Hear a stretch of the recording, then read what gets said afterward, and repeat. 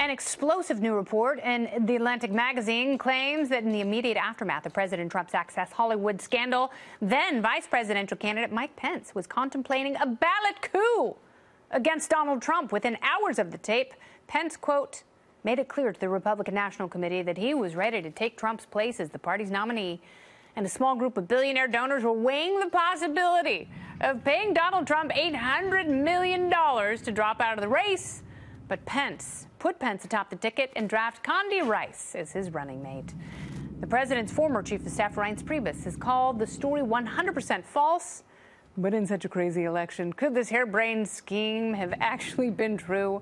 Joining me now from Reason Magazine, the features editor, Peter Suderman. Welcome back to the show, Peter. Thanks for having me. Glad to be here. We're having some nighttime construction here in Times Square, so just getting ready for a big New Year's Eve. Thanks so much for being here. I love this story so much because $800 million is so much money, and it's really funny to me the idea that Donald Trump was presented with this and went, nah, no, I'll pass. I'll take my chances.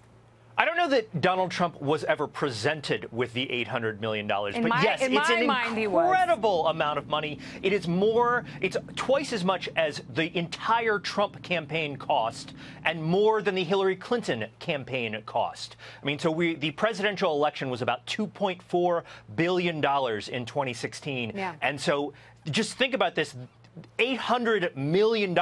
That's how scared some Republican donors were after the Access Hollywood tape came out, and I think that feeling was shared not by the entire Republican Party, but by a lot of Republicans at that time who thought this is a lost cause. And so what that tells you, the amount tells you, is that those Republican donors saw basically viewed this as an opportunity. Basically, they thought that they were better off buying an entirely new campaign that probably would lose if you have the top guy step off the ticket, that they actually would have better chances if they spent the amount that it costs to run an entire campaign there on a single payment at the last minute. Interesting. So has Pence always seen himself as a placeholder for this presidency, assuming it would unravel, or as the heir apparent? Pence is a really interesting guy in some ways. You know, he is the most conventional of conventional Republicans. Kind of came up politically in the 1990s under Clinton, and then came to Congress, was the governor of Indiana.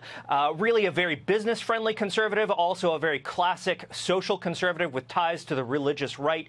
And he started out being kind of critical of Trump, actually saying that Trump's Muslim ban proposal was unconstitutional. Said this on Twitter. This was not like a privately reported thing, and then ended up accepting the vice presidential nomination, right?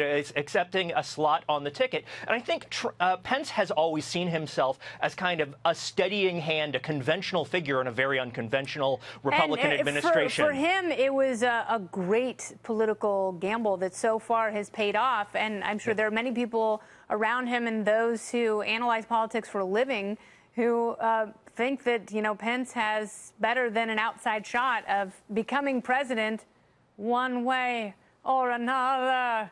I said it. I sang it. Peter Suderman, Computerman, thank you so much for your time.